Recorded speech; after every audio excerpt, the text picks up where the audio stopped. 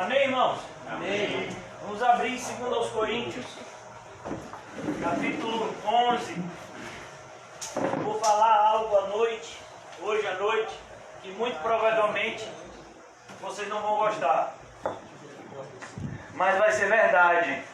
E vocês vão ter que concordar comigo. E eu espero que isso mude a nossa vida. Às vezes a gente não tem dimensão de como um culto pode mudar a nossa vida. Como uma palavra de exortação pode mudar a nossa vida. E eu espero que assim seja na noite de hoje, na vida de todos nós, a começar de mim. É por isso que eu intitulei a nossa mensagem de hoje de um cristianismo medíocre. O cristianismo medíocre é o nosso cristianismo. Nosso cristianismo é medíocre. E por que a gente fala isso com tanta firmeza? Porque a gente tem como referência o cristianismo bíblico. A gente não tem como referência o cristianismo da igreja evangélica moderna. Porque isso não é cristianismo. Pastores que se elegem em cargos eletivos, pastores que são popstar, pastores que ganham salários milionários, que vivem de conferência em conferência, ganhando cachês para isso. Isso não é referência. Isso nunca devia ser referência para nós. A nossa referência deve ser sempre a Bíblia. E aqui o apóstolo Paulo nos dá uma referência não somente de um servo de Deus, mas de um cristão. Existem duas características que são elementares em todo cristão que de fato é regenerado e que vai morar no céu. Essas duas características, elas são inclusive relembradas pelo Senhor Jesus em diversos momentos. Quando Jesus começa no Sermão do Monte, Mateus capítulo 5, ele disse: olha, só entra no reino dos céus quem for pobre em espírito. O que é isso? Humilhação. Depois ele diz: bem-aventurados são os que choram. O que é isso? Sofrimento. Humilhação e sofrimento são características essenciais de qualquer cristianismo que queira de fato andar nas pegadas de Cristo. Isso a gente não vê hoje. O que a gente vê são testemunhos de triunfos, de vitórias, testemunhos de enriquecimentos, muitas vezes ilícitos, são dados na igreja sem nenhum tipo de temor. E muitas vezes nós nos ocupamos tanto em ganhar mais alguns anos de vida aqui na terra, sendo que a grande maioria vai passar a eternidade inteira no inferno. Essa é uma realidade. Então a gente tem que pensar. Eu espero que a noite de hoje seja um ponto na nossa vida, um ponto de mudança na nossa vida. O Senhor Jesus disse: se você tiver que arrancar o seu olho, arranque. Você acha que uma pessoa que fala isso está brincando? Se você tiver que cortar a sua mão fora, corte-a. Ele não está dizendo para você ir no médico, tomar uma anestesia e fazer um procedimento cirúrgico. Não, ele está dizendo: arranque. Porque é melhor você sofrer aqui do que você sofrer depois daqui. Amém. Então o apóstolo Paulo, ele está falando justamente o que diferenciava os verdadeiros apóstolos, os verdadeiros enviados de Cristo, que são vocês e eu, espero, daqueles que são falsos emissários, daqueles que se dizem de Cristo, mas não são, mentem, como está escrito em Apocalipse. Por isso o apóstolo Paulo começa no versículo 22 do capítulo 11 de 2 de Coríntios, dizendo: são hebreus, vocês de fato são o povo de Deus, vocês de fato são do povo da aliança, então me mostra. Aí talvez você diga: mas pastor, a gente não pode fazer isso, porque não existe mais a circuncisão. Não existe mais a circuncisão. De fato, não existe. E nunca Deus se preocupou com a circuncisão física. A circuncisão física era apenas para lembrar a importância da circuncisão espiritual. E o que é essa palavra circuncisão? Significa arrancar um pedaço de nós. Se separar. Isso é circuncisão. Ter uma marca de separação em relação aos demais. Me mostre a sua. Me mostre durante essa semana. Qual foi o seu comportamento que foi diferente dos ímpios? Paulo diz, vocês são hebreus? Vocês dizem que são um povo da aliança? Também eu. São israelitas? Também eu. São da descendência de Abraão? Também eu. Paulo era de fato um judeu legítimo. No linguajar, um judeu puro sangue. São ministros de Cristo. E agora Paulo vai começar. A palavra ministros aqui, já disse a vocês algumas vezes. Vocês são servos de Cristo. A palavra ministro aqui, a tradução mais tranquila é servo. Em algumas passagens, a palavra ministro significa escravo. Vocês são servos de Cristo. Qual o serviço que você tem feito? Se você não tem feito nenhum serviço para Cristo, então você tem feito um serviço para Satanás. Não tem neutralidade.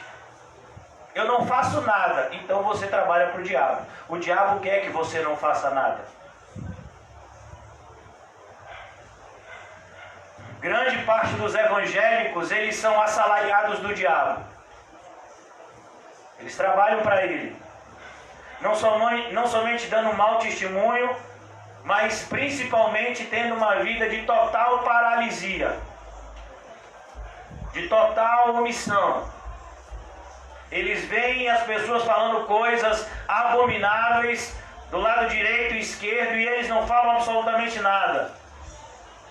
Eles não evangelizam, eles não ajudam na igreja, eles não ajudam o pastor da igreja, eles não se movem para nada que seja para avançar o reino de Deus, e se alguma coisa custar a ele, ele vai se afastar da igreja e não das coisas que ele deveria renunciar. Então o apóstolo Paulo começa aqui mostrando o que diferenciava ele daqueles falsos mestres. Os falsos mestres se gloriavam em seus triunfos, como hoje em dia. Então você vai em uma igreja e o pastor diz, olha, eu tenho título, eu sou formado nisso, eu tenho título naquilo, eu recebi título de cidadão da cidade tal, eu sou assim, eu sou assado, eu sou isso, meu livro tal, eu tenho um programa na televisão tal, minha igreja tem não sei quantos mil membros. Paulo está dizendo, como é? É nisso que você se gloria? Não. Se você tem que ter algum currículo, o currículo tem que ser esse aqui. E aí Paulo apresenta um currículo de um cristão que não é medíocre. De um cristão que vive uma vida pautada nos mandamentos do seu Salvador. Então Paulo diz, versículo 23, vocês são servos de Cristo? Paulo está fazendo uma pergunta, vocês são ou não? Amém? Eu estou perguntando. Tem algum servo de Cristo aqui? Amém. Se não for de Cristo, é do diabo. Aí se identifique. E no final do culto ele vai dar uma marquinha em você, só para a gente saber, né? Quem é quem? Falo como fora de mim. O apóstolo Paulo está dizendo, olha, eu vou falar essas coisas porque são extremamente necessárias de serem ditas, porque de outra forma eu não falaria. Então ele diz, vocês são servos de Cristo, eu ainda mais. Vocês acham que vocês estão servindo a Cristo? Paulo diz, eu ainda mais. Aí ele vai dizer aqui, vocês anotem aí, primeira coisa, Paulo diz aqui, ó, em trabalhos. Amém? Quem aqui já trabalhou para Cristo? Para Cristo. sem esperar nenhum tipo de recompensa no mundo para Cristo. E o que é mais triste, irmãos, é que infelizmente muitos da igreja hoje, talvez alguns até aqui presentes, estão debaixo de uma maldição. Não é minha não, viu? Porque se fosse minha, não tinha valor nenhum. Mas quem disse isso foi Jesus. Ai daquele que colocar a mão no arado e olhar para trás. Que coisa. É difícil ser servo de Cristo? É muito difícil. Mas quando a gente bota na balança, irmãos, a gente vai dizer a mesma coisa que o apóstolo Pedro disse. E aí, a gente vai fazer o quê? O que a gente vai fazer? É difícil seguir a Cristo, eu sei que é.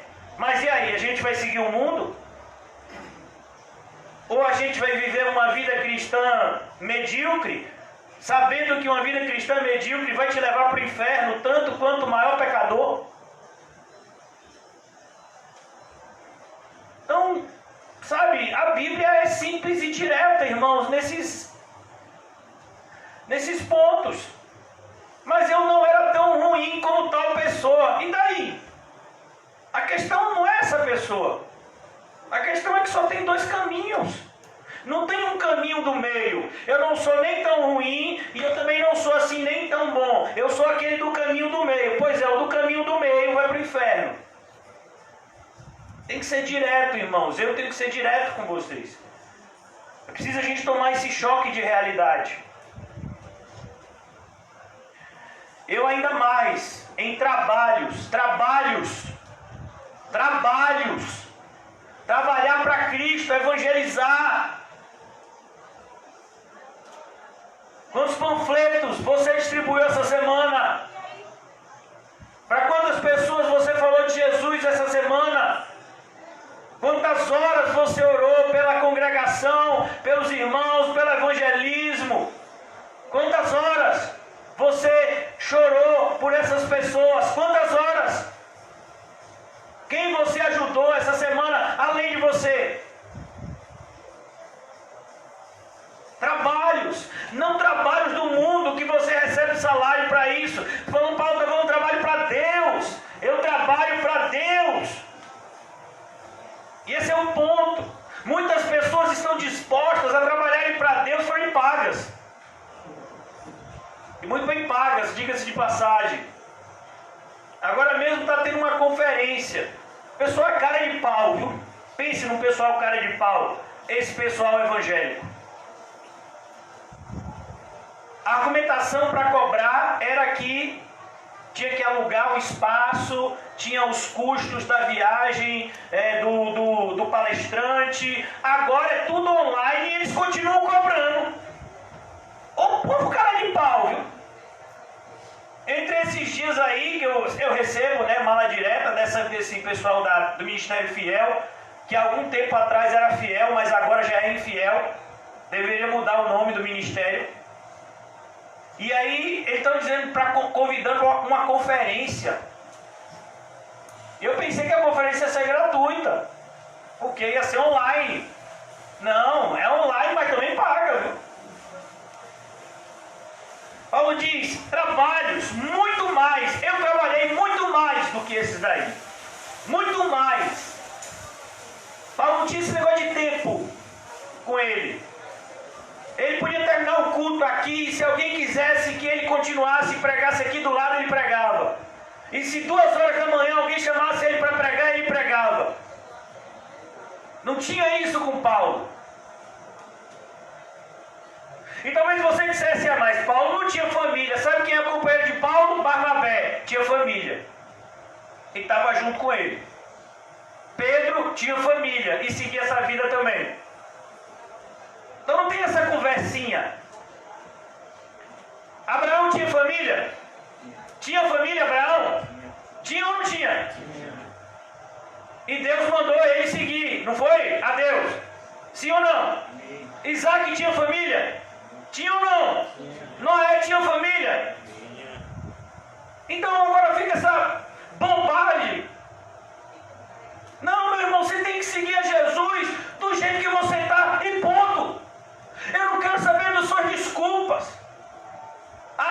seu olho, arranque a sua mão, arranque o seu pé e vamos lá. É isso que Paulo está dizendo. Vocês não estão dizendo, Paulo está se colocando do lado desses falsos e dizendo, vocês não estão dizendo que são servos de Deus, então vamos lá. É como você pegar uma pessoa que diz assim, eu sou atleta, eu tenho não sei quantas medalhas, não sei o quê. Aí você, então tá bom, então vamos postar uma corrida daqui até ali. Aí a pessoa diz, hoje não, que eu estou meio assim contundido, né? Sabe como é? Você não disse que é corredor? Então vamos lá, prova agora que você é corredor. Você não disse que é cristão? Cadê? Paulo está dizendo aqui, as provas de um cristianismo é essa aqui, ó. Em trabalhos, muito mais. Paulo está dizendo, pode pegar qualquer um. Pode pegar qualquer um em trabalhos, muito mais.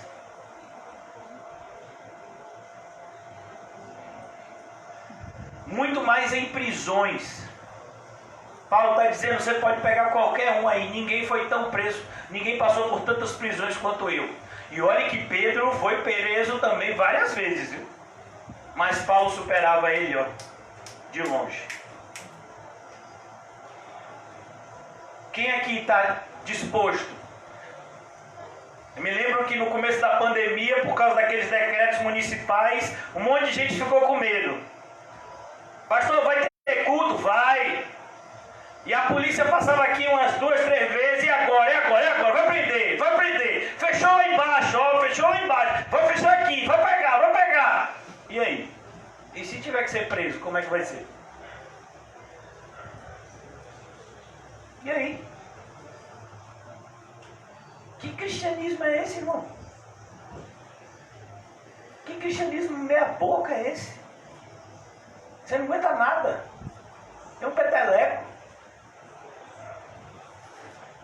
Não, você não é crente não, me perdoe, eu espero que um dia você seja. Muito mais em prisões. Muito mais em prisões. Em açoites. Você sabe o que é um açoite, irmãos? É um chicote. Paulo disse, eu tomei tanto chicotada que eu perdi as contas. Ele disse, em açoites sem medida. Me perdoe, mas teve uma hora que eu parei de contar. Me bateram tanto que eu parei de contar. Eu parei de contar.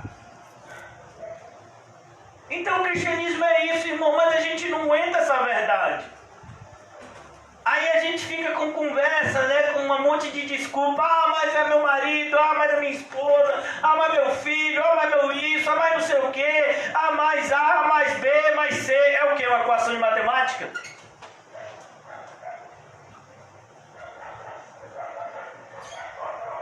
É difícil, irmãos, mas é isso aqui, ó.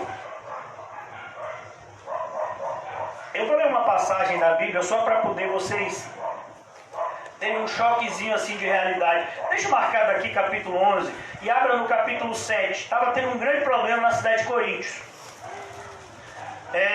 Essa parte do capítulo 7 aqui de 1 de Coríntios, o apóstolo Paulo começa a responder perguntas que haviam chegado até ele.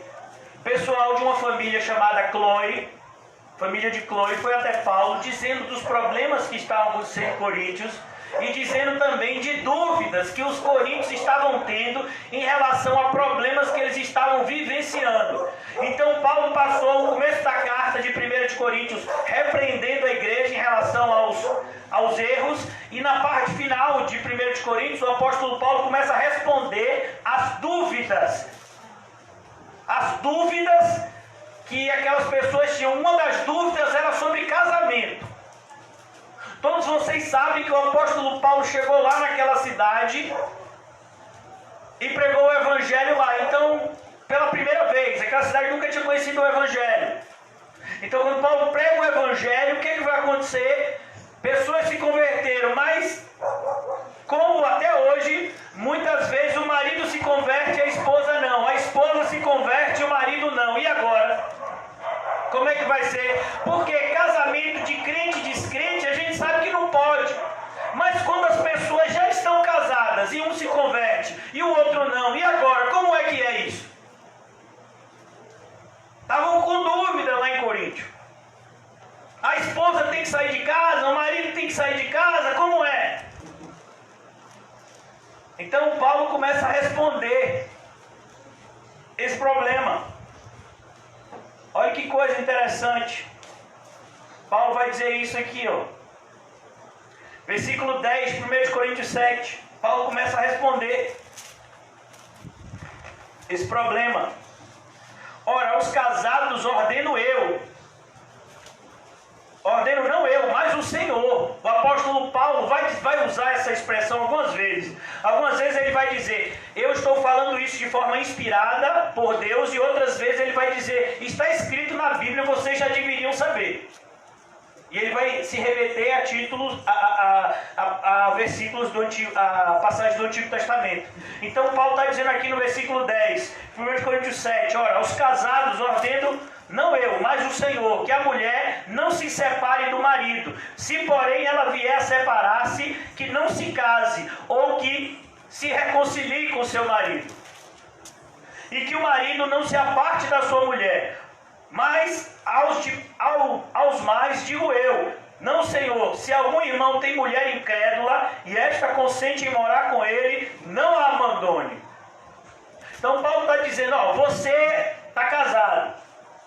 E aí você se converteu, mas sua mulher não. E ela quer continuar casado com você. Então continue casado. Pastor, mas é uma tribulação. Aquela mulher, pastor, ela coloca pagode.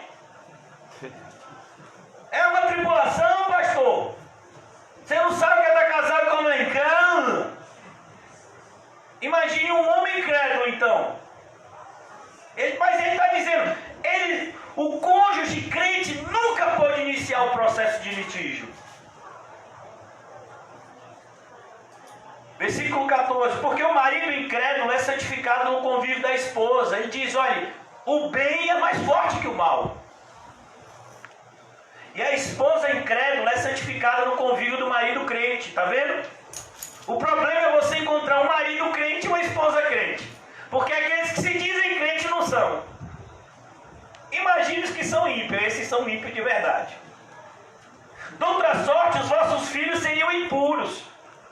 Porém agora são santos. Olha que coisa Paulo vai dizer. Pense na sua família. Pense na sua família. Mas se o descrente quiser apartar-se, olha Paulo dizendo aqui, por que você acha que um cônjuge vai querer se separar do outro? Porque ele não está mais na mesma sintonia. Então vamos imaginar que antes os dois adoravam a Diana dos Efésios. As festas aos deuses pagãos são muito parecidas com as festividades que nós temos hoje no nosso calendário brasileiro. São João, Carnaval, virada do ano, todas essas festividades, elas tinham na antiguidade, os deuses também eram celebrados dessa forma, por meio de bebidas e orgias. Então você tem um marido que se converteu, uma esposa que se converteu e diz, eu não faço mais isso. Rapaz, vamos lá, eu já comprei o batata do chiclete. Eu não vou não. Mas a gente vai todo ano. Esse ano ia fazer 20 anos que a gente sai do chiclete. Eu não vou não. E aí? Por isso que tem divórcio, irmão. Paulo está dizendo aqui isso há 2 anos atrás. Hoje em dia, para mim e para você, o divórcio é a coisa mais banal do mundo. Por quê? Porque hoje, no século XX, para cada casamento há um divórcio. É mais fácil, o José falou aqui na terça-feira, é mais fácil uma pessoa se separar do que se casar. Mas quando Paulo escreveu essa carta, divórcio era coisa séria. Uma pessoa divorciada era uma pessoa que foi marcada na sociedade. Há 2 anos atrás. Até o século passado era assim. Mas Paulo diz, olha, vai chegar um momento que se você for crente de verdade, talvez o seu cônjuge não aguente. E você não pode largar o Senhor. Porque ele tem que vir em primeiro lugar. Foi alguém, ele diz aqui, mas se o descrente quiser apartar-se, que se aparte. Em tais casos não fica sujeito à servidão, nem o irmão, nem a irmã. Deus vos tem chamado a paz. Pois como sabes, ó mulher, que salvarás o teu marido? Ou como sabes, ó marido, se salvarás a tua mulher? Está vendo, irmãos? Cristianismo é coisa séria. Tem muita gente que diz, pastor, eu não estou saindo nesses dias de pandemia por causa do meu cônjuge. É mesmo, meu filho, vá ler 1 de Coríntios. Precisando. Então aqui o apóstolo Paulo está dizendo, mais uma vez voltando no versículo 23, eu passei sofrimentos, e ele agora vai falar alguns desses sofrimentos. Muito mais em prisões, em açoites sem medida, em perigos de morte. Muitas vezes. Você já passou perigo de morte por causa do Evangelho? Eu estou falando por causa do Evangelho. Não estou falando por outros motivos banais. Falando por causa do Evangelho. Você foi até algum lugar pregar o Evangelho e você colocou a sua vida em risco. Eu já passei algumas vezes. Não é fácil. Muitas pessoas ficam traumatizadas com isso e não querem mais continuar o Evangelho, continuar na obra do Senhor. O apóstolo Paulo agora no capítulo 24, ele começa a falar de castigos e de sofrimentos específicos. 5 vezes recebi dos judeus, olha que coisa. O apóstolo Paulo vai dizer aqui, eu passei perigos entre judeus e entre não judeus. Judeus, quem eram os judeus? Eram os parentes de Paulo. Paulo era judeu. Paulo era tão judeu que no primeiro momento ele perseguiu a igreja de Cristo. Ele recebeu cartas do Sidédrio para continuar a perseguição que ele iniciou em Jerusalém, lá em Damasco. E foi justamente nesse caminho que ele se converteu. Então ele diz aqui, sabe os judeus que são o meu povo? 5 vezes recebi dos judeus uma quarentena de açoites menos 1. E aqui vale a pena, irmãos, a gente explicar um pouquinho o que é isso. Uma quarentena de açoites menos 1. Você sabe por que isso? Porque eles entendiam que 40 açoites ou mais era o suficiente para matar uma pessoa. Então eles davam 39 açoites para que a pessoa sofresse quase até a morte, mas não morresse. Por isso 40 açoites menos 1. Paulo disse aqui, olha, eu passei por isso 5 vezes. E você ainda está vivo e feliz. No filme Paulo, apóstolo de Cristo, o prefeito da prisão diz, você apanhou muito, Paulo, nas costas, pela maneira como você anda. Todas essas pancadas aqui que Paulo fala, a maioria delas é na parte das costas. Açoites, chicotadas. Esses açoites aqui, essa penalidade é uma penalidade judaica. Isso é tão sério que se o responsável por dar a punição desse mais de 40 açoites e a pessoa morresse, aí ele ia ser morto. O que estava dando a chicotada. Tinha que ser bem contado. 39, 40 menos 1, para ele não morrer. É como está escrito no Salmo. Castigou-me severamente, mas não me levou à morte. Essa era a penalidade. Paulo não passou 1 nem 2, foi 5. E estava vivo ainda. Rapaz, por que você acha que o apóstolo Paulo era uma pessoa de uma aparência que muitos não gostavam? Como você acha que era a aparência de uma pessoa que passou por esse nível de sofrimento? Então Paulo diz, agora ele vai dizer a punição que ele sofreu dos gentios. Agora ele vai dizer aqui no versículo 25, fustigado com vara. Vocês se lembram de quando Paulo esteve em Filipos? Foi esse castigo que ele recebeu. Ele foi fustigado com vara e depois foi lançado na prisão junto com Silas. E eles cantam à meia-noite as prisões, a prisão treme, os grilhões se soltam, e você já sabe o que acontece depois, como a conversão do carcereiro, de toda a sua família, algo lindo. Mas Paulo antes teve que ser fustigado com vara, era uma penalidade romana. Paulo diz, fui 3 vezes fustigado com vara. Você sabe como é fustigado com vara? A pessoa batia em você até você não aguentar mais. Pessoa que estava batendo em você, ele prestava bastante atenção para você, até o momento que você não conseguia se colocar mais de pé, de tanto que você apanhou, aí é que ele parava de bater. Vocês se lembram por que Paulo sofreu isso em Filipos? Paulo roubou, mentiu, fez alguma coisa errada? Não. Ele expulsou o demônio de uma mulher que, endemoniada, adivinhava coisas para o seu senhor. Ela era escrava de um homem, ou de mais de um, e ela dava lucro aos seus senhores por meio da adivinhação. E Paulo expulsou o demônio dessa mulher. E por isso ele sofreu essa punição. Uma das vezes que ele sofreu essa punição. Quando foi que a gente pregou o evangelho e custou alguma coisa para a gente? Por isso que essa conversinha, irmãos, de hoje em dia na igreja, sabe, não cola mais. É Bíblia. A gente fica envergonhado com algumas pessoas que se dizem cristãos no nosso meio. Eu particularmente fico. Fui 3 vezes fustigado com varas. Aí Paulo vai dizer uma coisa que assusta aqui. Uma vez apedrejado. E por que assusta? Porque apedrejamento é pena de morte. Apedrejamento é uma pena de morte, irmãos. Assim como a crucificação. O apedrejamento era uma penalidade de morte para os judeus. E a crucificação era uma penalidade para os romanos. Inclusive, o próprio Jesus tentaram apedrejar ele algumas vezes. Como morreu Estevão? Inclusive, Paulo estava lá. Como foi que Estevão morreu? Apedrejado. Pena de morte. As pessoas apedrejam e só param de apedrejar quando tem certeza e convicção que a pessoa estava morta.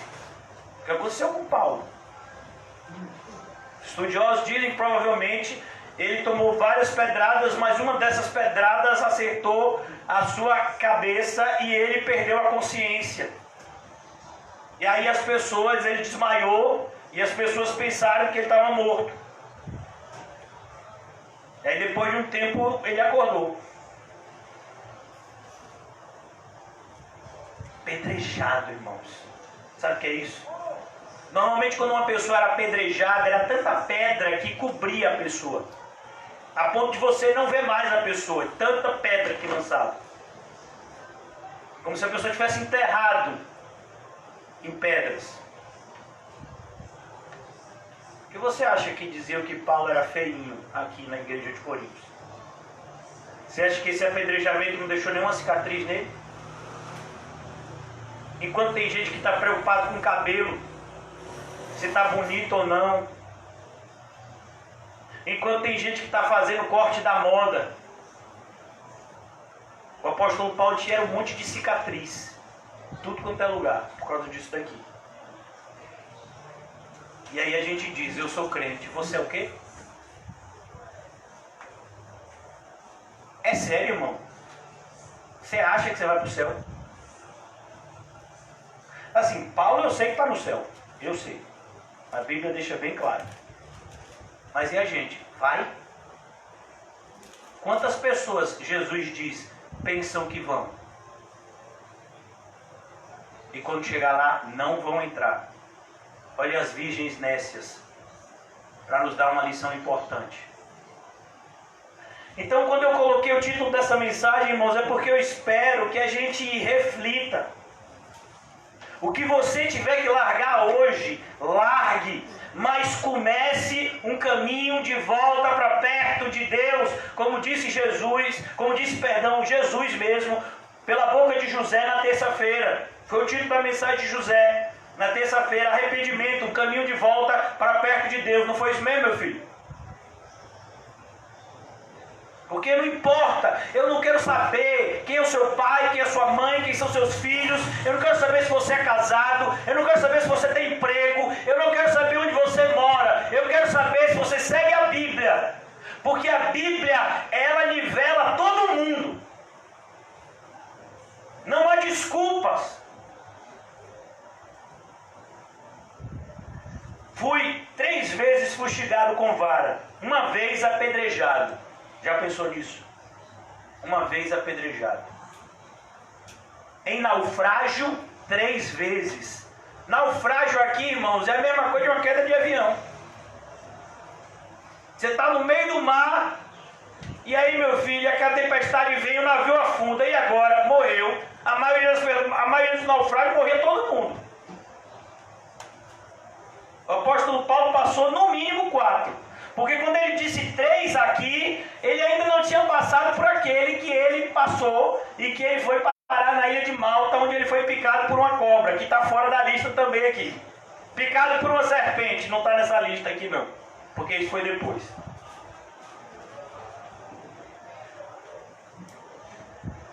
E ele diz aqui, olha, naufrágio 3 vezes. Sabe o que é isso? Irmão, tem gente que se passar por um naufrágio nunca mais entra num navio. Que não, varão. Se Jesus quiser me usar, vai me usar aqui. Eu mesmo agradeço muito que Jesus ainda não me mandou viajar, porque ele sabe que eu não gosto de avião. Se me mandar viajar de avião, meu filho, eu vou ter que ir. E se o avião cair, eu vou ter que cair junto.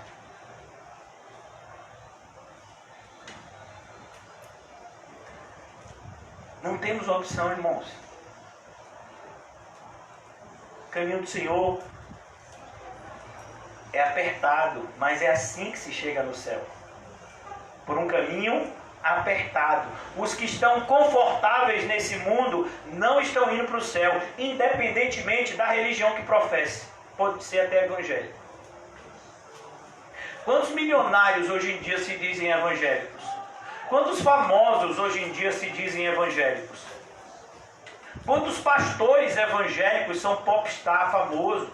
Tem pastor, diz que é pastor evangélico, que tem foto com Neymar e chama Neymar de príncipe. Meu filho, se Neymar é um príncipe, só se for das trevas, esqueceu de adjetivar, né? Mas é esse tipo de evangélico hoje em dia. E ele diz mais aqui, uma noite e um dia passei na voragem do mar. E aí, irmão, vai? Meu filho, se eu largar você aqui na Baía de Todos os Santos, que é uma tranquilidade, que parece uma piscina grande, 24 horas no meio da Baía de Todos os Santos, vai? Quem vai? Agora, imagine num mar aberto. Aqui a gente sabe um que tem de mar ali, ó. Ele tá caladinho ali sentado só na filmagem. Mas é da Marinha. Era, até pouco tempo atrás, quando a vida era fácil. Agora ele é de Cristo, a vida é bem mais difícil. Imagine você ficar perdido no mar 24 horas. Enquanto está de dia, o sol está iluminando, você tem como olhar para um lado, para o outro, e aí a noite vai chegando e você não vê barco nenhum para lhe salvar, e você está segurado num pedaço de madeira, e você começa a pensar, rapaz, será que eu estou no caminho certo? Porque se eu estivesse no caminho certo, eu não tinha naufragado. Se eu estivesse no caminho certo, tinha vindo socorro. Eu estou aqui 24 horas, não chegou barco nenhum, eu estou no meio do mar, será que minha caminhada cristã vai acabar aqui, na boca de um tubarão? Tem que ter muita comunhão com Deus, meu irmão, para passar por coisas como essa e continuar crente. Por isso que eu digo, a gente não aguenta um peteleco do diabo, que a gente já fica, vou largar o evangelho, vou descer na cruz. Exatamente. Uma noite e um dia passei na voragem do mar. Olhe, voragem. Ele está falando de um mar revolto. Ele não ficou 24 horas no mar tranquilo. Ele ficou 24 horas segurando num pedaço de madeira de algum desses naufrágios aqui, e aquelas ondas gigantescas no meio do mar, e ele lá segurando. Já era para ele ter morrido, igual uma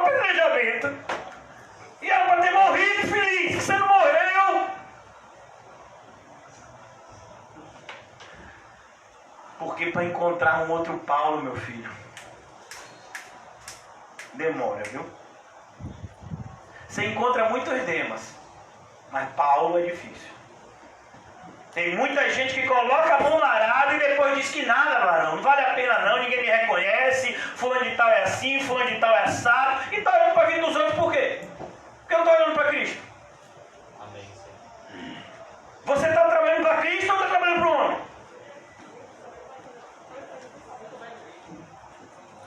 E a gente vê essa verdade se cumprindo cada vez mais, que a seara é grande, mas poucos são os ceifeiros. E a vida do crente é difícil. É uma vida de abnegação, de renúncia. Em jornadas, muitas vezes, Paulo falando jornadas, irmãos, são caminhos, sabe, de dezenas de quilômetros feitos a pé. Quanto você já caminhou a pé? Você seria capaz de andar 100 quilômetros para evangelizar algum lugar? A gente vive na era do conforto. O máximo que pode acontecer é, rapaz, que tribulação, passou 2 horas para um buzu passar, mano. Essa prefeitura, viu? Promete ônibus e não passa. Varão, o metrô hoje atrasou, varão. Você viu aquilo? Os Uber não são mais de confiança não, varão. Meu filho, você tem ônibus, metrô, Uber. Paulo tinha o quê? Pés. Paulo, eu quero que você vá para tal cidade. Vamos, bota a mochila nas costas, meu filho, sandália no pé. Aquele cajado ali é para ajudar nas subidas, para não tomar queda, que o terreno era muito íngreme, era terreno rochoso. Aqui também servia para afugentar animais de repente que aparecessem no caminho. Vamos lá! Gente, não vai rolar nenhuma caroninha? Carona? Mas não vai ter nenhum. E o ônibus passa a que horas? Ônibus? Ou pede um Uber pra mim aí, por favor. Por isso que eu digo que esses cristãos são tudo de açúcar. Não aguenta nada, irmão. Pastor, eu fui para a igreja hoje porque eu fiquei no ponto 2 horas, não passou. E você orou essas 2 horas antes do ônibus passar? Orei, amaldiçoando o motorista. Se você tivesse ficado 2 horas no ponto de ônibus orando, meu filho, não passava ônibus não, passava anjo e te levava. Como eu digo, não falta poder de Deus, falta crente. Poder de Deus está disponível aí. O poder de Deus para tremer o lugar onde os crentes se reúnem ainda continua. O que falta é ter crente nos lugares se reunindo.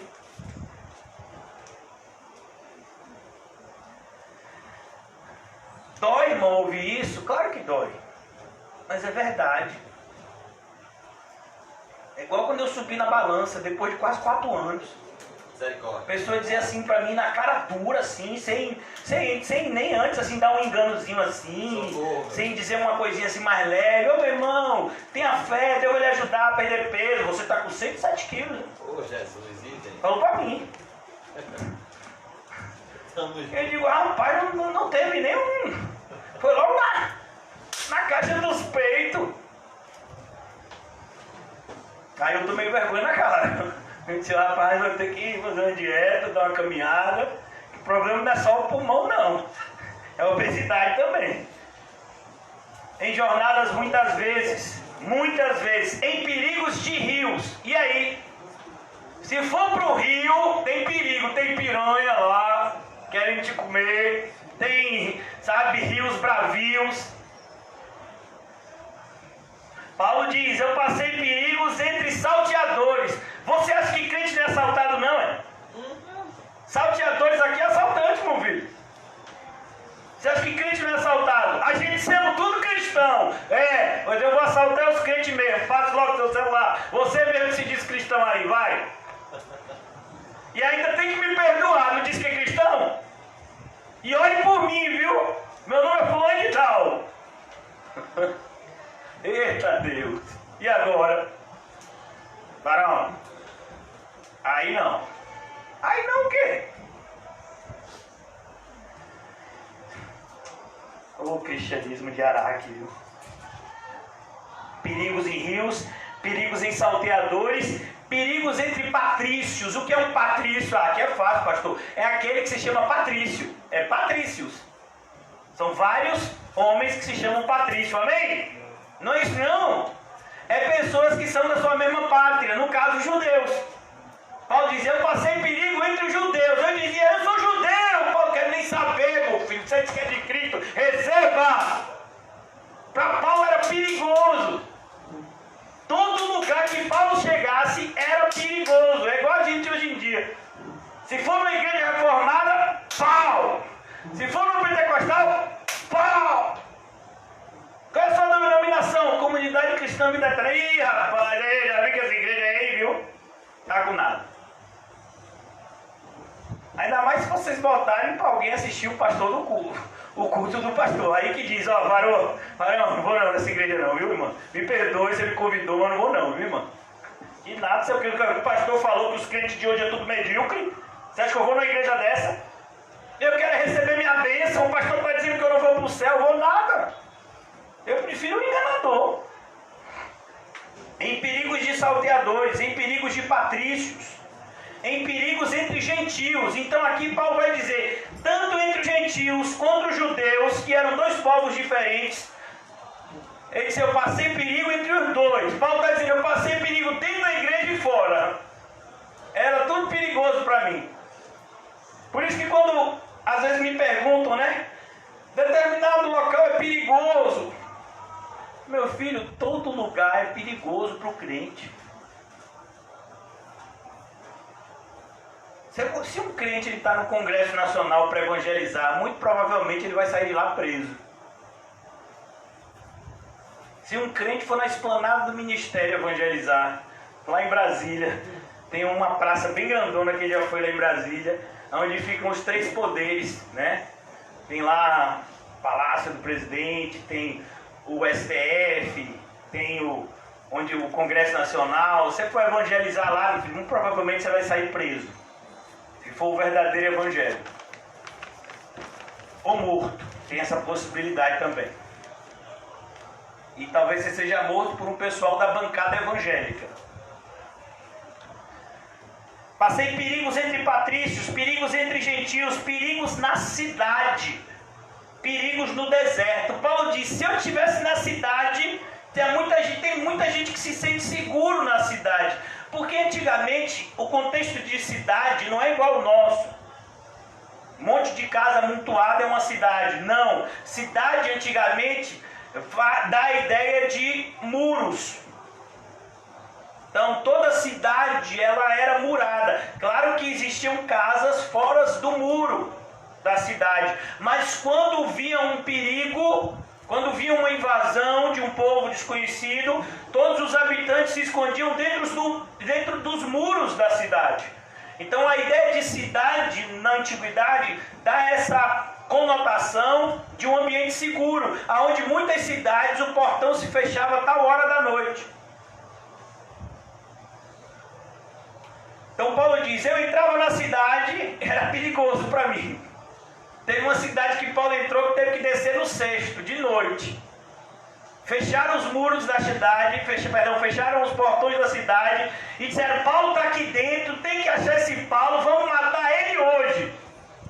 Aí teve uns crentes que esconderam Paulo, tinha um desses crentes que tinha uma casa que ficava no muro, igual a história de Raabe.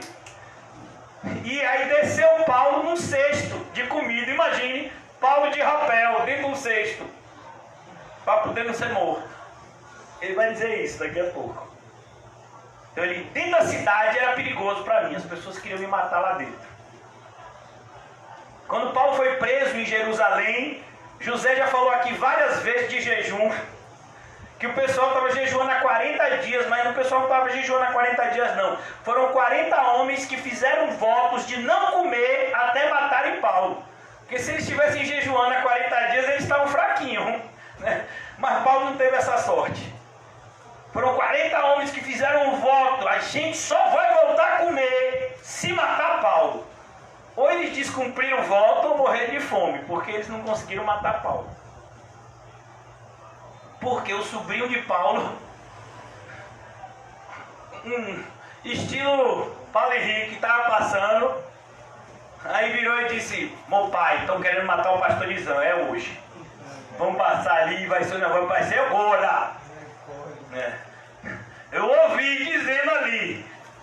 E aí Paulo disse pro sobrinho falar com o chefe da guarda. O chefe da guarda foi lá e mandou chamar mais guardas das cidades próximas para proteger Paulo. E aí Paulo foi salvo desse perigo dentro de uma cidade. Perigos no deserto. O deserto era perigoso para Paulo. Quando Paulo fazia suas viagens era perigoso. Tinha gente que queria saber onde é que Paulo estava para poder matar ele no deserto. E aí, você vai confiar em quem?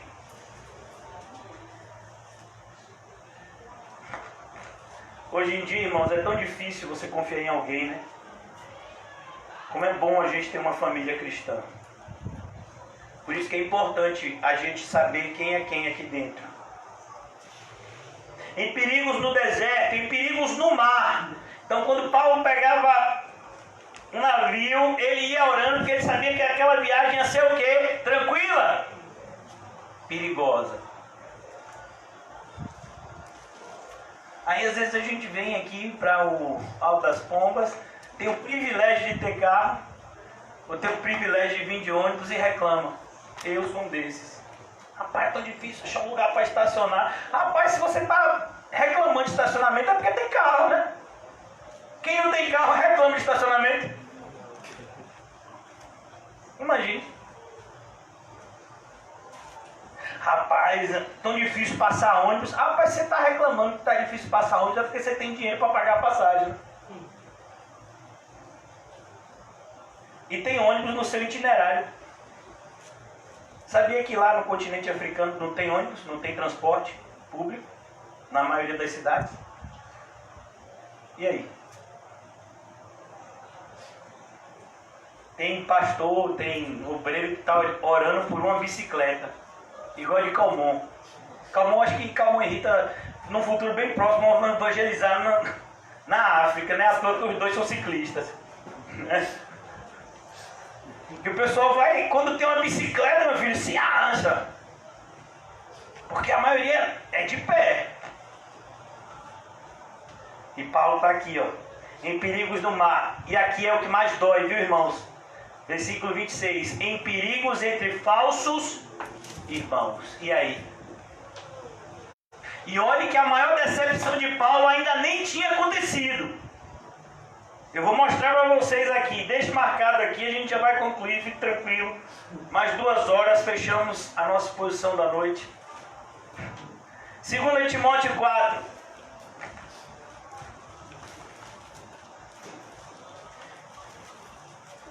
Está preparado? Ou vai correr? 2 Timóteo 4, a partir do versículo 9. Paulo está escrevendo essa carta para quem? Letra A, Tito. Letra B, Timóteo. Letra C, Demas. Qual é a letra? Paulo está escrevendo essa carta para quem? Para Timóteo. Só aqui um tirou 10. 2 de Timóteo foi escrita para quem, irmão? Para Timóteo. Procura vir ter comigo depressa. Timóteo estava onde? Em Éfeso. E Paulo estava onde? Em Roma. Uma viagem da Ásia, que Éfeso ficava na Ásia, até Roma, demorava alguns meses. Se o tempo tivesse bom. Porque se o tempo tivesse ruim, demorava mais ainda. Paulo diz, ó, procura vir ter comigo depressa. Ele está dizendo, assim que receber essa carta, vem logo me ver, porque talvez você chegue aqui e eu já esteja morto. Porque Demas, tendo amado o presente século, Timóteo estava pensando que Demas estava lá com Paulo. Demas havia, ó, abriu gás, meu irmão. Mas pastor, fulano não está lá ajudando você, não. que se possível ia ser na jugular, mas livramento de Deus foi nas costas, ainda estou respirando, só pegou no pulmão. 2 cartas Paulo escreve e diz: Demas é meu cooperador, e aqui agora Demas é o meu traidor. Porque Demas, tendo amado o presente século, me abandonou e foi para Tessalônica. Quantos de nós estamos dispostos a ser traído e ainda continuar amando a Cristo, o Evangelho, e pregando com o mesmo amor e verdade do começo? Crescente foi para a Galácia, Tito para a Dalmácia. Somente Lucas está comigo. Rapaz, Lucas é crente, viu? Lucas é gente boa. E Lucas tinha tudo para ser uma pessoa rica e não está nem aí para o Evangelho. Porque Lucas era gentil, ou seja, não foi criado entre o povo de Deus. E era médico. Médico naquela época era uma pessoa... Hoje em dia médico já ganha dinheiro, imagina naquela época. Ele tinha tudo para desprezar Paulo. Mas ele não somente levou a sério Paulo, como abandonou sua profissão para se tornar um missionário com Paulo. Que coisa! Tem crente no mundo. Há esperança. Toma contigo Marcos, o mesmo Marcos que Paulo deu 0 para ele na primeira viagem missionária. Agora Paulo deu uma nota boa e ele estava aprovado de novo. Perceba, uma pessoa que foi reprovada em um momento, ele pode mudar o quadro. A disciplina na igreja não é para humilhar a pessoa, é para corrigir a pessoa. É igual, por exemplo, quando você faz uma prova e a professora te dá nota baixa. Um bom professor, ele não quer reprovar o aluno, ele quer que o aluno se dedique e aprenda o conteúdo. Isso é um bom professor. Imagine um bom pastor, como Paulo era. Ele exortou Marcos porque Marcos merecia uma exortação. Marcos estava levando o evangelho na brincadeira. E Paulo disse: não é assim não. No meio da viagem missionária você abandona o barco? Não, comigo você não vai não. Você tem que repensar. Tem que ficar no banquinho no pensamento. Agora não, agora anos haviam se passado e Marcos havia aprendido a seriedade do Evangelho. Marcos, traze comigo Marcos, pois me é útil para o ministério. Quanto a Tíquico, mandei-o até Éfeso. Quando vieres, traze a capa que deixei em Troade. Paulo deixou uma capa. A capa, irmãos, servia para cobrir você do frio europeu. Paulo está na Europa. E Paulo era pobre, não tinha dinheiro para comprar um casaco. Ele diz: ó, o que eu deixei em Troade, porque muito provavelmente foi lá que ele foi preso. Ele foi entregue por esse homem que vai aparecer aqui, Alexandre o Latueiro, que era crente. E era um opositor de Paulo dentro da igreja. Olha que perigo. Quando chegou lá, oi, César mandou cartas para prender Paulo porque teve incêndio lá em Roma. Eu sei onde Paulo está ali, ó, naquela casa ali, ó. Por isso que Paulo vai falar dele aqui.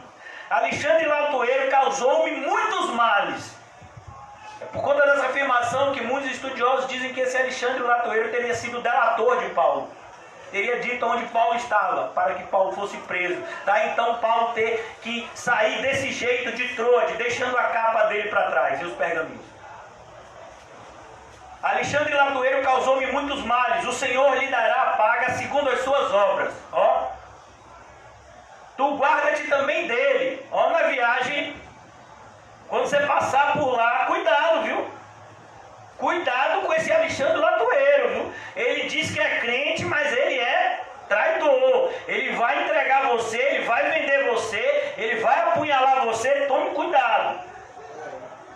Porque resistiu fortemente às nossas palavras. Oh, meu Deus, uma pessoa que não crê no Evangelho, você acha que uma pessoa dessa vai ser digna de confiança? Na minha primeira defesa, ninguém foi a meu favor. Antes, todos me abandonaram. Olha, o pessoal ficou com medo. Que isto não lhe seja posto em conta, mas o Senhor me assistiu e me revestiu de forças. Paulo, no seu primeiro julgamento, foi solto. Depois ele ainda teve uma quarta e uma quinta viagem missionária, aonde ele vai ser preso e então, na época de Nero, condenado à morte, por decapitação. Isso era um privilégio por ele ser romano. Para que por meu intermédio a pregação fosse plenamente cumprida e todos os gentios a ouvissem, e fui libertado da boca do leão. Paulo está dizendo, olha, eu fui libertado daquela primeira vez, mas agora, Timóteo, não vai ter libertação não. Eu já estou sendo oferecido em libação. Ele já disse isso aqui no começo desse capítulo. O Senhor me livrará também de toda obra maligna. Paulo está dizendo, não é que o Senhor não vai me livrar da morte. O Senhor vai me livrar de trair Ele. O Senhor vai me livrar de retroceder. O Senhor vai me livrar de envergonhar o nome dele na hora de morrer. Já pensou o camarada vindo com, sabe, aquela foice ou espada ou machado, né? Tanto qualquer desses materiais serviam para decapitação, o machado, a foice, a espada também, principalmente a espada.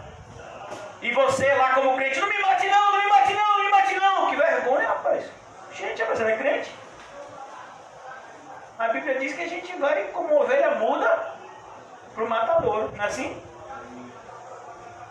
Paulo diz, ó, que o Senhor me livre dessa vergonha de negar o nome dele na última hora. Meu filho, se o povo está negando o nome de Jesus por causa de um vírus, imagine quando o negócio pegar mesmo. Se o povo está dando qualquer desculpa hoje em dia para não orar, não ler a Bíblia, não fazer a obra de Deus, imagine quando o negócio pegar mesmo. Quando for a Vera, que agora ainda está na fase de treinamento. Imagine quando o jogo começar. Quando o anticristo apitar, começou a perseguição. 2 altos, 2 altos, 2 altos. Eu não sou crente não, eu fingia. Esse é um monte que vai dizer isso. O Senhor me livrará também de toda obra maligna e me levará salvo para o seu reino celestial. Era isso que Paulo queria. O Senhor não vai me deixar envergonhar Ele nesse momento tão importante. Eu fui fiel ao Senhor na vida, eu vou ser fiel ao Senhor no momento da minha morte. Obra maligna é essa. Nos convencer a retroceder. É isso que me dá tanta tristeza em ver alguns irmãos que já deveriam estar lá e estão aqui. Que é isso?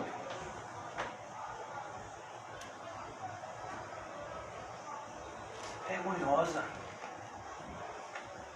Vergonhosa. Mas a gente sabe que é assim mesmo, irmãos. E aí Paulo, voltando agora para concluir, irmãos, por causa do horário, versículo 27 de 2 Coríntios 11. Depois de ter dito que passou perigo entre falsos irmãos, no versículo 26, ele diz no versículo 27, de novo, em trabalhos e fadigas. Ele tinha dito em trabalhos já lá, no versículo 23, e aqui ele repete. Paulo diz, eu trabalhava tanto que eu ficava cansado. Qual foi a última vez que você trabalhou tanto para o Senhor que você ficou cansado? Se sentiu assim, fadigado mesmo, assim, aquele cansaço que você não consegue nem andar direito. Para o Senhor, não é para o mundo não. Para o mundo eu sei que tem um monte de gente que faz isso. Mas para o Senhor. E aí Paulo vai dizer aqui, em vigílias. Vigílias. Paulo ficou noites em claros. Noites em claro. Muitas vezes ele teve que passar a noite em claro, orando. Paulo teve fome e sede.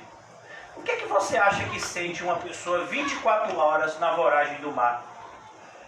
Você já passou 24 horas sem comer? Agora imagine, quem aqui já foi para a praia? Quando a gente fica 1 hora na praia, naquele dia que o sol está bem quente, com 1 hora de praia a gente já está querendo o quê? Água e comida. E se for criança, 30 minutos, é o prazo máximo. Às vezes tem criança que pisou na praia e tô com fome. Eu digo, gente, meu filho, a gente chegou agora, nem que a gente jogou no mar. Então, mais adulto, vão imaginar, você tá lá, só quente, comendo cedo, meio-dia. Desde 6 horas da manhã que você não come nada. dia e você está o quê? Com fome. Mas você está no meio do mar, você não está na praia. Se olhar para um lado, você vê um monte de água, mas é água salgada. E aí?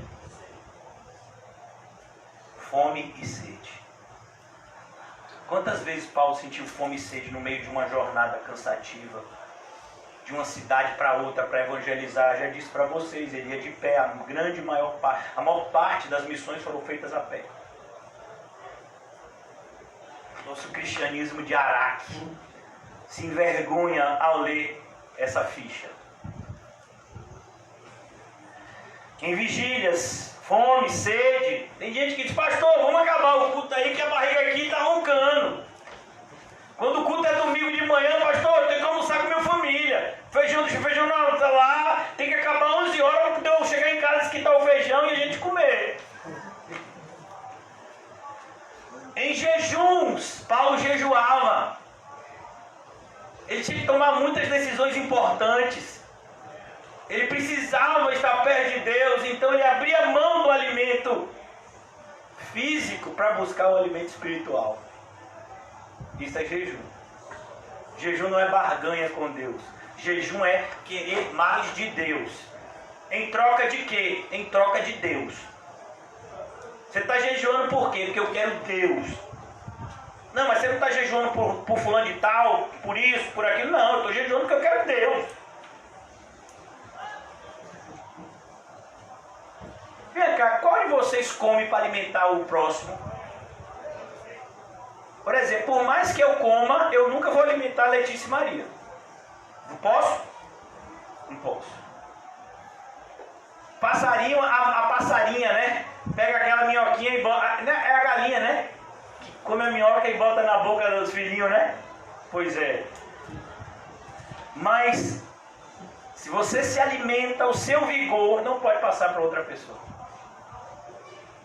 Então, como é que o seu jejum vai chegar em outra pessoa? Não, a gente jejua porque a gente precisa mais de Deus. A gente. Jejum não é o que se ensina hoje, barganha com Deus. Jejum é desejo desesperado por Deus. Amém. A gente ainda não chegou nesse patamar, por isso que muitas vezes jejuar para nós talvez seja dieta. Porque para jejuar a gente precisa primeiro conhecer mais de Deus para desejá-lo a esse ponto. Muitas vezes, em frio e nudez, Paulo passou frio. Ficou voltando roupa. Você já imaginou uma pessoa que passa por naufrágio? Ele tem que tirar aquela roupa molhada. E ele não tem outra roupa para vestir. Paulo não estava fazendo como muitos. Uma vez uma pessoa que se dizia cristão disse para mim, pastor, eu corro na aula sem camisa, mas sabe por que é? Porque de camisa dá muito calor. Aí eu olhei para essa pessoa e disse, pô meu irmão, toma vergonha na cara. Na moral.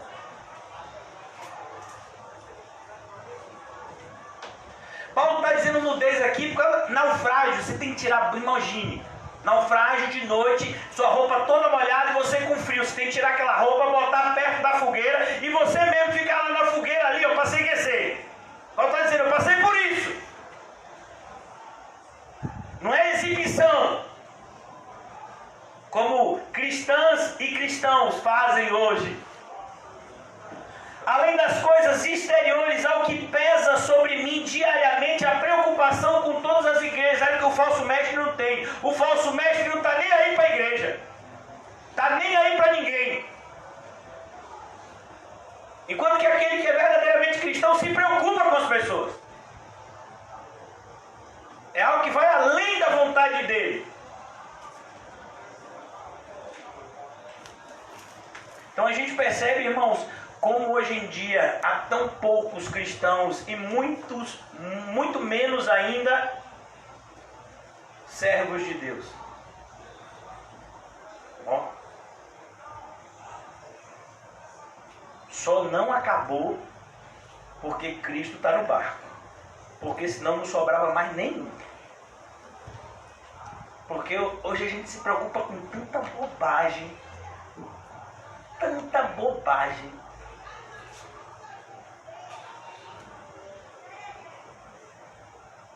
Que é isso? isso vai interferir na sua salvação.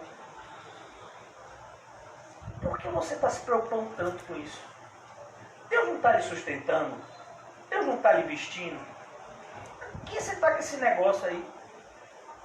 Meu irmão, eu sou uma pessoa que eu já deixei de advogar há mais de 10 anos. E até hoje o meu nome sai na mídia.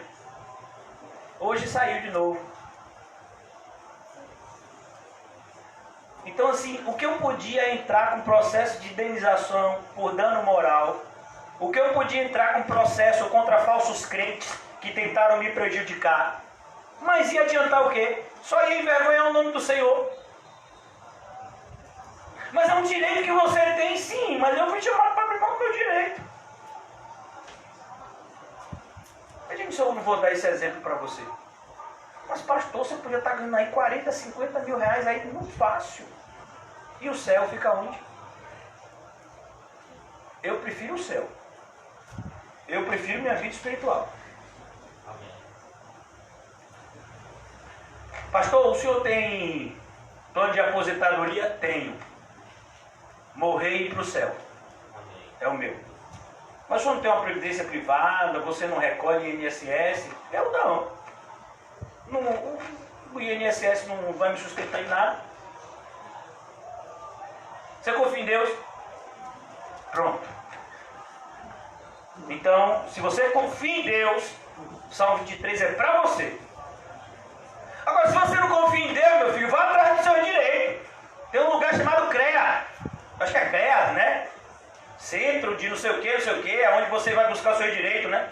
Você pega lá atestado de pobreza, depois você vai atrás dos seus benefícios. Não é isso mesmo? Eu sei por causa dos meninos do CAC lá que você me ensinava. É CRAS, não é CRAS? Aí, tá vendo aí, ó? Sempre tem um que sabe. Exatamente. Você vai lá pegar os seus benefícios. Você não vai lá por quê? Por que não? Às vezes que eu fui convencido de querer algum benefício que era meu direito, negaram. Aí disseram, você não vai recorrer? Eu disse, eu não. Se Deus não quer que eu tenha, eu não vou ter. E o justo esperneante é nos pés do Senhor. Ser servo de Deus é assim, irmão.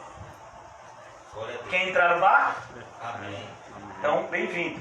O dia é hoje. Vamos lá. Quer descer? Não. Também. A porta está aberta. Fica no ar. Agora não tem brincadeira aqui. Glória a Deus. Por isso que tem muita gente que fica com a cara desse tamanho pra mim. Domingo mesmo, meu filho. Tem gente que desceu direto. Vamos raio. Mas eu falo o que eu tenho que falar.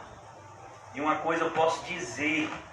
Todas as noites, o sangue de vocês não está em minhas mãos. Porque eu preguei a verdade. Então ele diz aqui finalmente: quem enfraquece, que também eu não enfraqueça. Essa é a verdade. Você acha que eu fico feliz quando uma pessoa sai da igreja? Você acha que eu fico feliz quando uma pessoa que estava firme, fazendo a obra, de repente, para de fazer a obra de Deus? Uma pessoa, você acha que essa blusa aqui é brincadeira? Por que você acha que a gente estampou o nome da igreja aqui? Por que você acha que eu mandei colocar uma cruz aqui? Por que você acha que a gente distribuiu a blusa para alguns irmãos que hoje não usam? Está com vergonha de usar? Ah, é porque na lavanderia, sabe como é? Na lavanderia? É brincadeira? Chegue no seu trabalho. Chegue no seu trabalho, pode sem a farda. Você entra. Se alguém for lá no Labizame sem a farda, entra. Calma, você trabalha no saque, entra. Se chegar lá sem farda. Rita, no seu trabalho, entra sem farda. Marcelo, na Maria entrava sem farda. Mas aqui na igreja é brincadeira, irmão. O pastor deu uma blusa para você para ajudar você. Não, irmãos. Eu mesmo uso essas blusas. Tá vendo? Essa daqui tá até rasgada aqui, ó. Mas eu uso. Eu sou servo do Senhor e eu quero ser lembrado todos os dias disso. Por isso que eu chego domingo, cansado depois do culto, e tem gente lá que sabe que eu já botei várias vezes, quer falar com o pastor, marca, tem meu zap, quarta e quinta, antes do culto a gente conversa. Aí domingo, que sabe que eu prego de manhã e de noite, pastor, eu preciso de 5 minutinhos com você. Ela só esqueceu de mandar o 0,50. Aí tem que falar, irmão. Vamos lá. A gente conversa. Isso é ser cristão. A gente quer que todo mundo fique firme no Senhor. Se você não é batizado hoje, quer se batizar, se batize hoje. Porque se você não é batizado, você não é crente. A caminhada começa no batismo. É lá que você recebe o seu número de inscrição para começar a caminhada cristã. Quem se enfraquece, que eu também não enfraqueça. Que vergonha! Algumas pessoas que passaram pela nossa congregação e hoje vivem vidas libertinas. E hoje estão congregando em igrejas heréticas. E hoje estão vivendo vidas abomináveis. A gente se enfraquece com isso, a gente se desestimula. E aí a única alternativa é olhar para o Senhor. Se a gente fosse olhar para as pessoas, meu filho, olha, já tinha desistido há muito tempo. Já tentei até passar o bastão para José, mas José passou de volta. Quem se escandaliza que eu não me inflame. E aí Paulo está dizendo, quando tem algum escândalo na igreja, eu fico invocado também. Pastor, o senhor não sabe, fulano de tal fez isso. Foi meu, varão. Ah, não, vamos conversar com ele. Pode não. Então, irmãos, eu quero concluir na noite de hoje dizendo para você, que eu tenho dito há alguns anos, evangelho é coisa séria. Por isso, se você está brincando com o evangelho, talvez você seja uma daquelas 5 virgens nécias. Eu oro para que hoje você se transforme em uma virgem prudente. A diferença daquelas dois tipos de atitude, né? Uma era nécia e a outra era prudente, é justamente que a prudente se preparava. Ela estava preparada.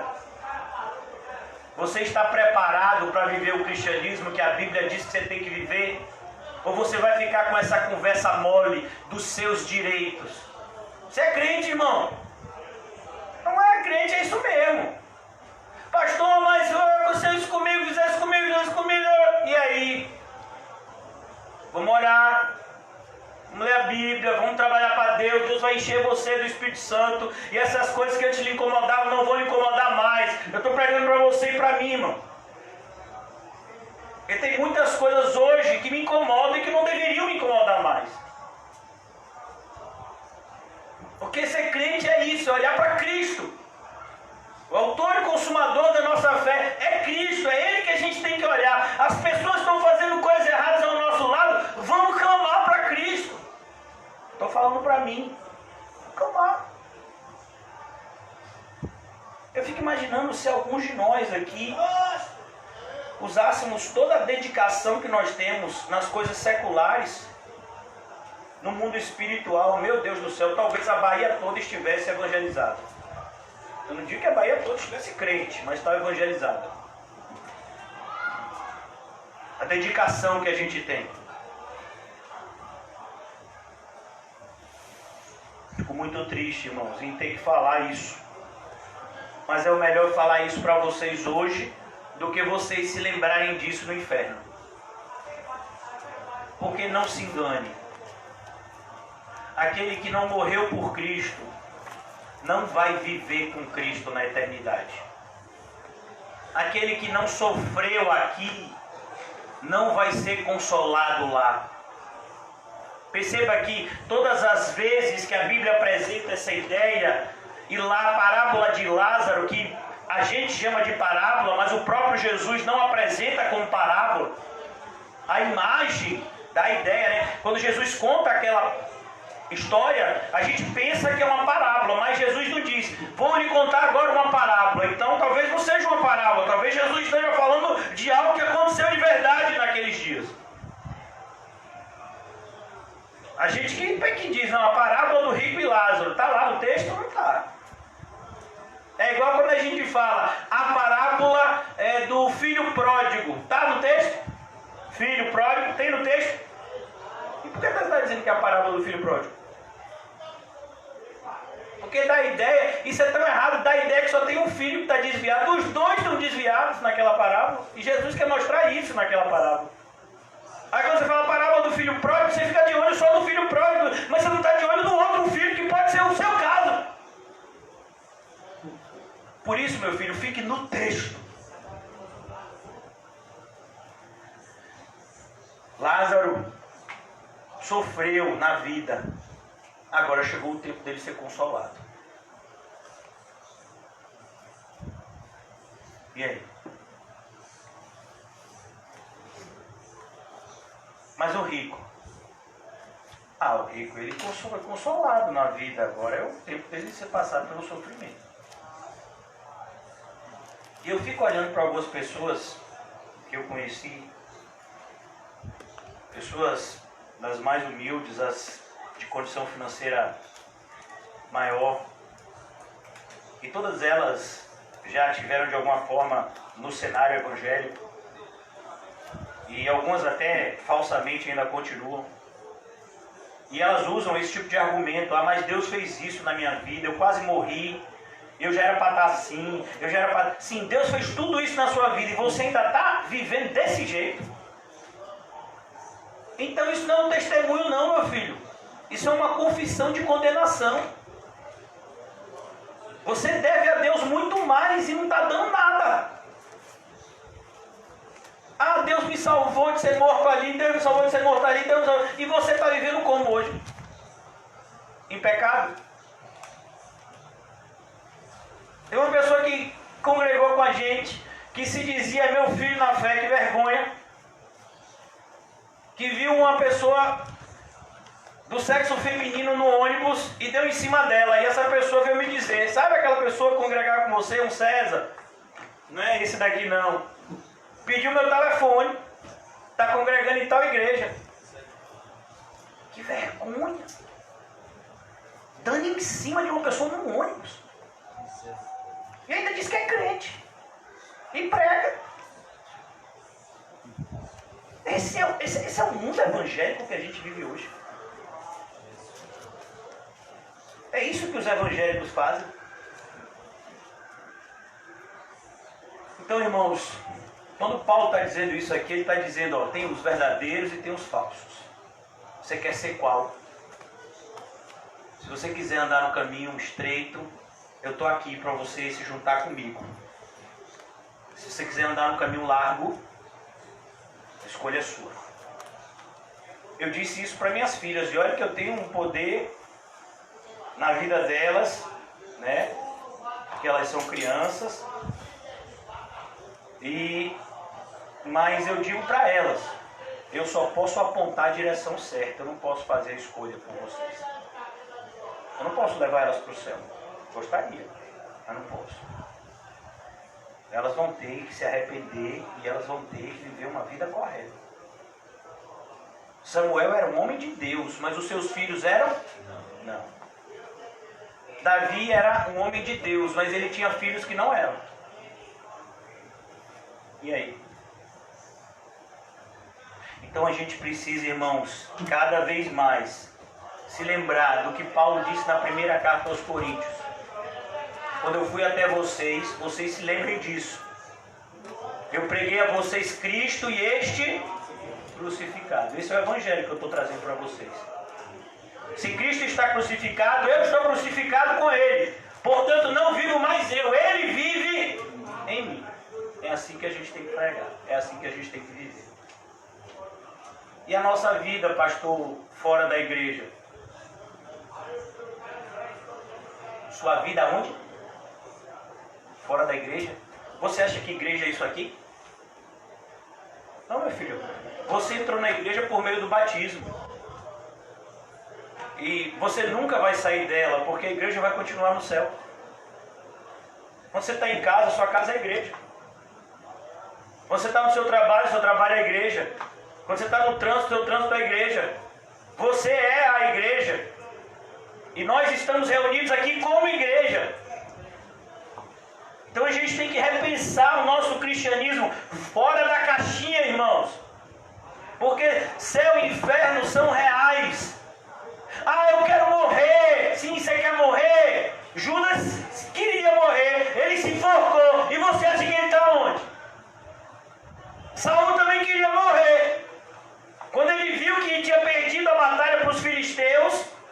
ficou com medo do que os filisteus podiam fazer com ele.